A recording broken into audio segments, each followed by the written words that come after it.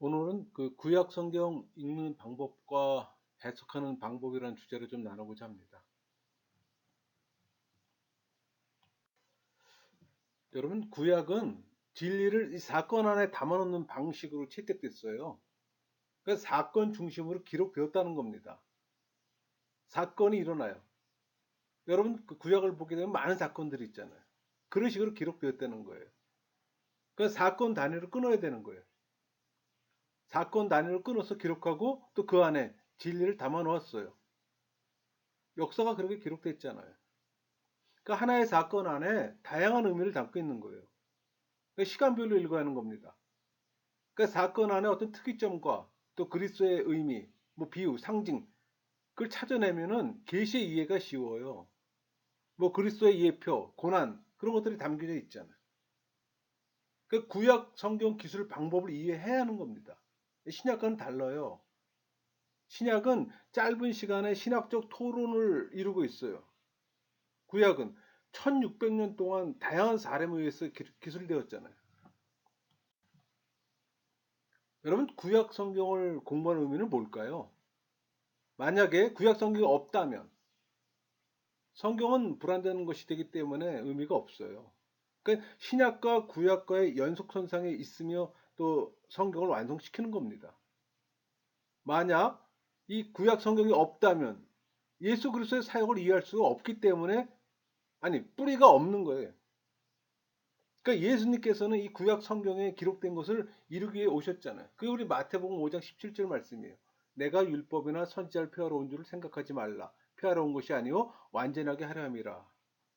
구약 성경은 기독교의 역사적 배경이 됩니다. 여러분, 기독교는 천주교에서 나온 게 아니라 유대교에서 나왔어요. 그 하나님께서 보여주신 계시는 구약 성경에서 발견할 수가 있는 겁니다. 하나님은 창조주요, 인간은 구원을 필요로 하는 죄인이잖아요.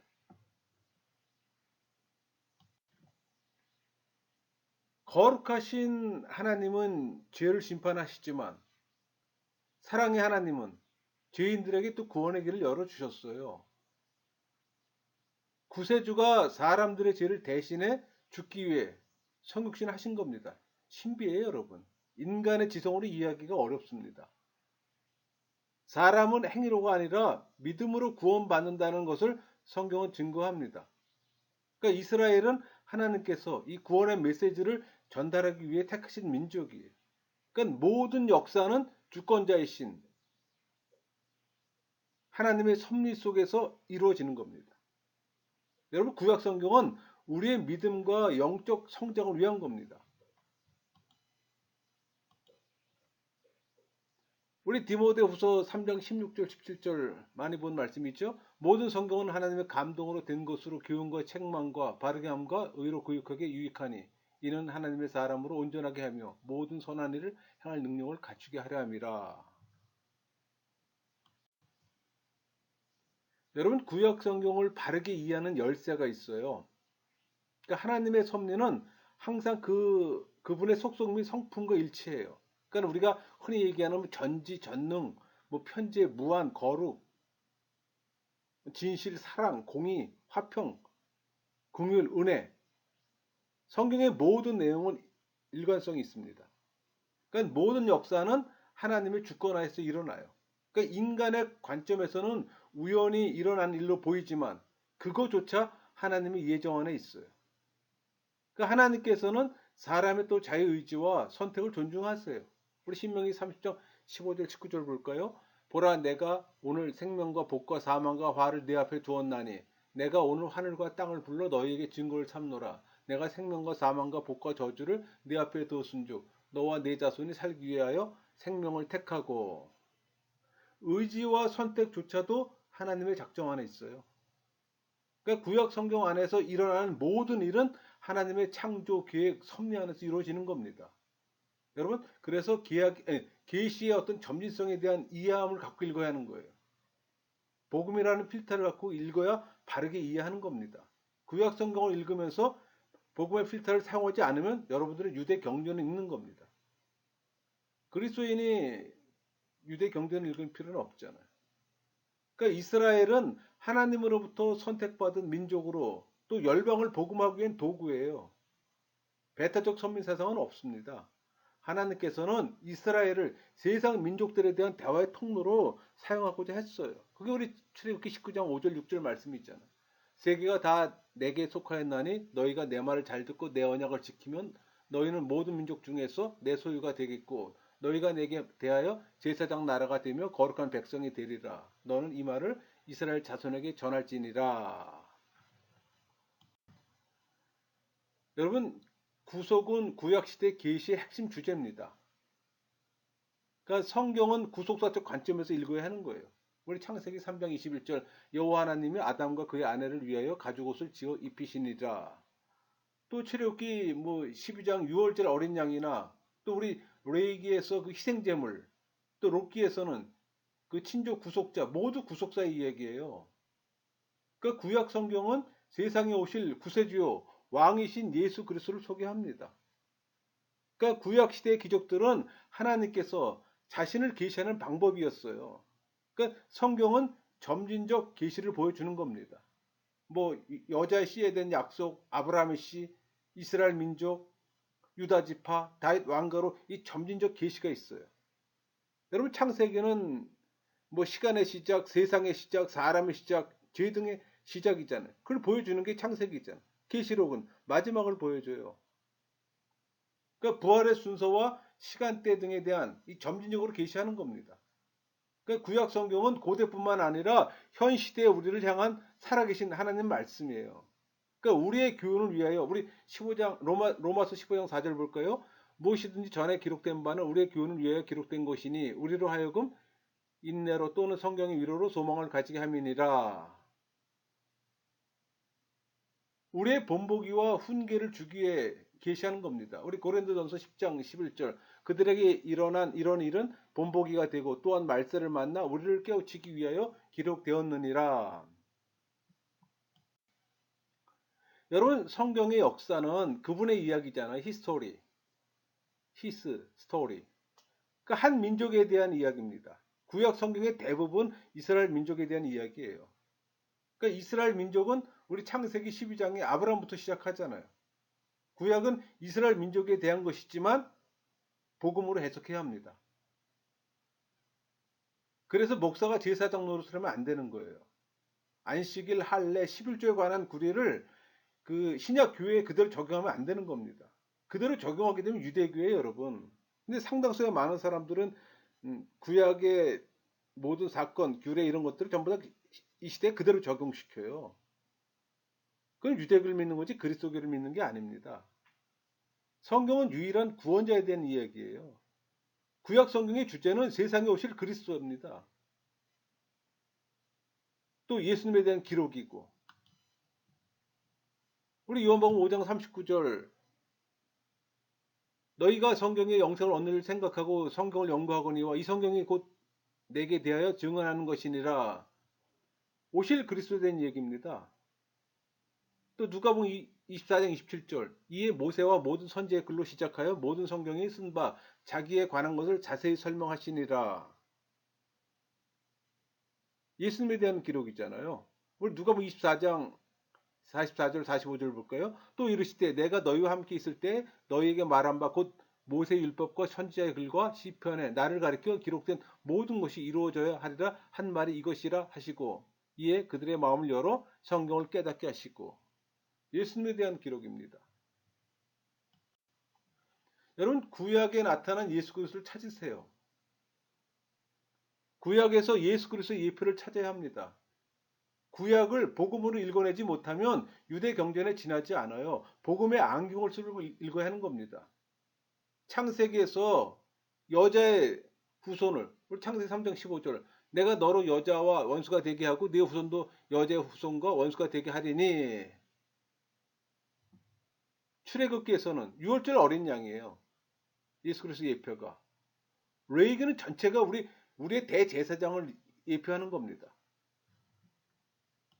민수기는 24장 17절 내가 그를 보아도 이때 일이 아니면 내가 그를 바라보아도 가까운 일이 아니로다. 한 별이 야곱에서 나온 한 규가 예수님의 예표예요. 신명기에서는 우리 신명기 18장 15절 네 하나님 여호와께서 너희 가운데 네 형제 중에서 너를 위하여 나와 같은 선지자 하나를 일으키시니라. 너희는 그의 말을 들을지니라. 모세와 같은 선지자입니다. 또 여호수아에서는 여호와의 군대 대장입니다. 그게 우리 여호수아 5장 13절에서 15절에 나오는 그 말씀이잖아요. 여호와의 군대 대장. 사사기에서는 사사기 13장에서 주의 천사, 록기 3장에서는 친족 구솔자, 그다음 사무엘 열왕기 뭐 역대기에서는 왕들의 왕, 주들의 주를, 또 에스라 느헤미야 에스더에서는 땅의 모든 왕국을 다스리는 주를 예표하는 겁니다. 욥기에서는 우리의 구속자를, 우리 욥기 19장 25절 내가 알기에는 나의 대속자가 살아 계시니, 시편에서는 못 박히신 분을 얘기를 해요. 또 23편에서는 목자, 72편에서는 다스리는 또 왕을, 전도서에서는 잊혀진 지혜자입니다. 9장 15절 그 성읍 한가운데 가난한 지혜자가 있어서 그의 지혜로 그 성읍을 건진 그것이라. 그러나 그 가난한 자를 기억하는 사람이 없었도다. 또 솔로몬의 아가서에서는 아가서 2장 16절 내 사랑하는 자는 내게 속하였고 나는 그에게 속하였도다. 그가 백합 가운데서 양떼를 먹이는구나. 여러분 다양하게 구약에서 예수 그리스도의 예표가 됩니다. 그걸 찾아내야 되는 겁니다. 그래서 그 구절들을 복음이라는 필터로 그걸 필터링 해야 되는 겁니다. 그렇게 해석해야 되는 거예요. 그럴 때 기독교 경전이 되는 겁니다. 유대교의 경전이 아니라. 우리 이사야 53장에서는 고난당하는 종이 나오잖아요. 또 예레미야에서는 주 우리의 공의가 나옵니다. 23장 6절에 여호와 우리의 공의라. 예레미야 애가에서는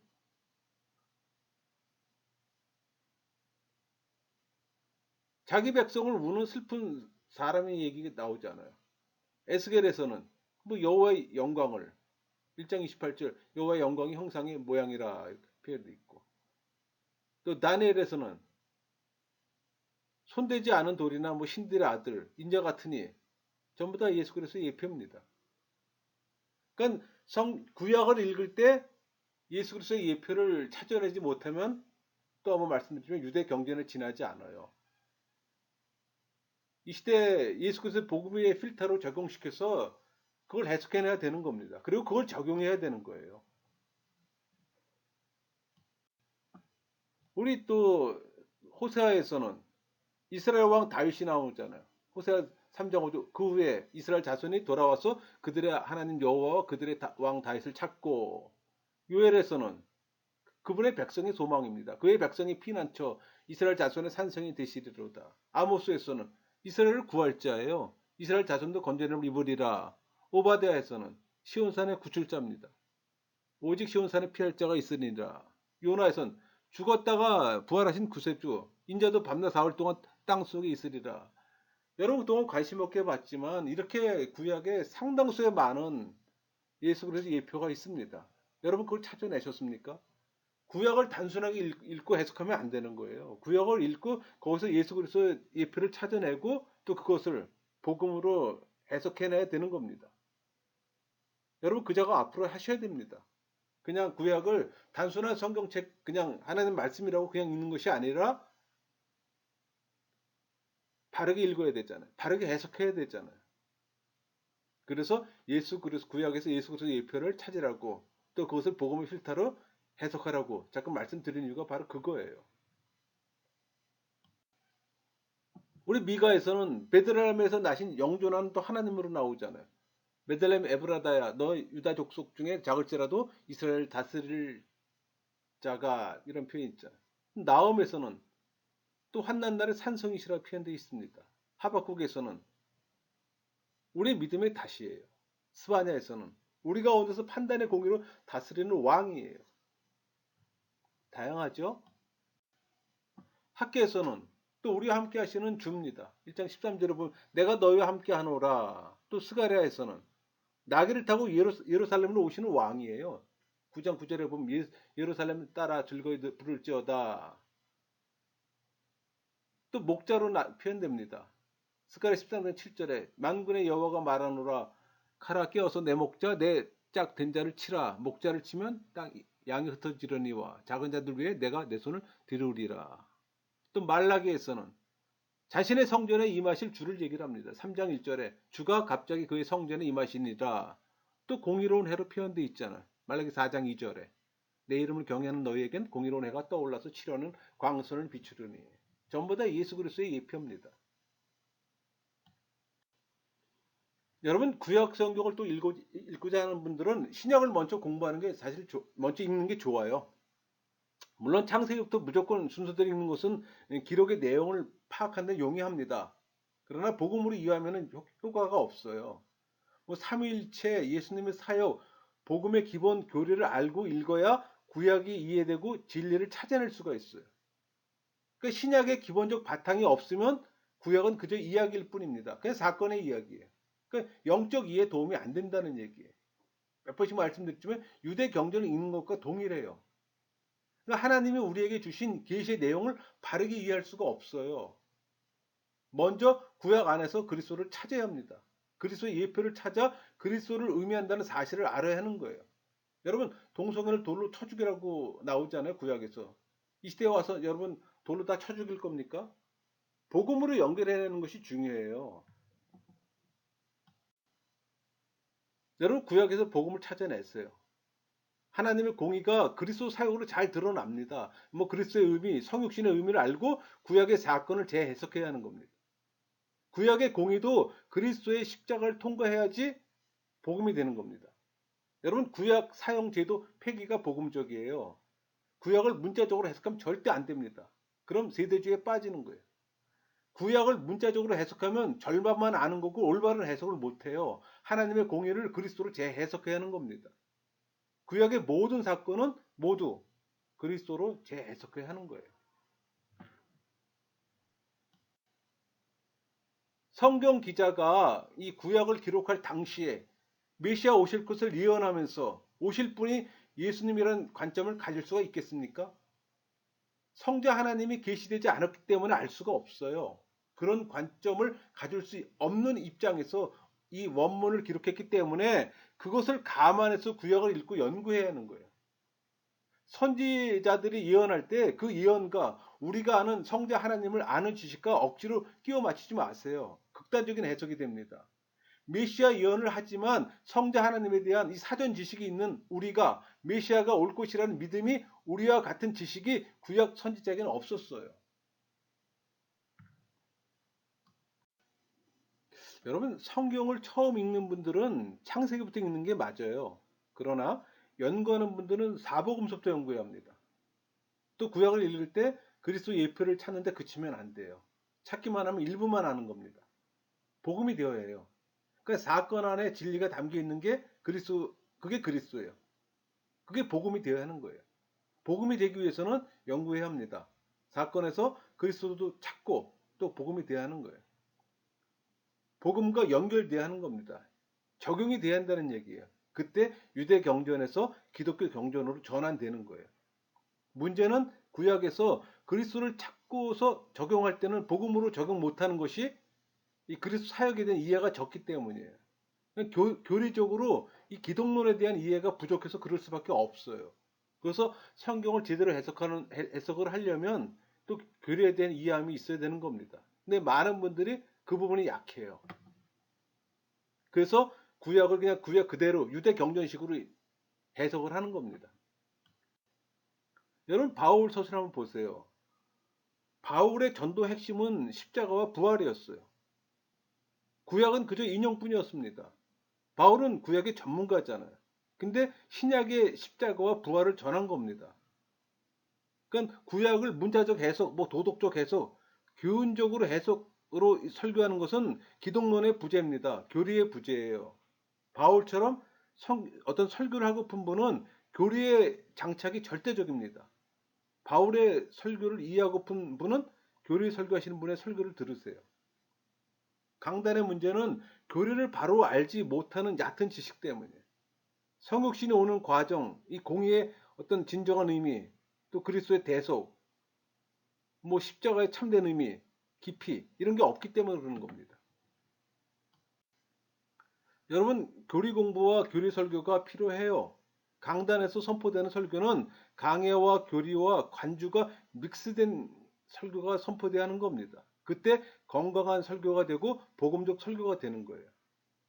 그러니까 그리스도의 진정한 의미를 모르면 그리스도를 찾고 복음이 된다는 것을 모르기 때문에 문자적으로 해석하고 적용해요. 그러니까 많은 사람들이 성경을 문자적으로 읽고 해석합니다. 그러나 그리스도의 사역의 깊이가 전제되어야 하는 거예요.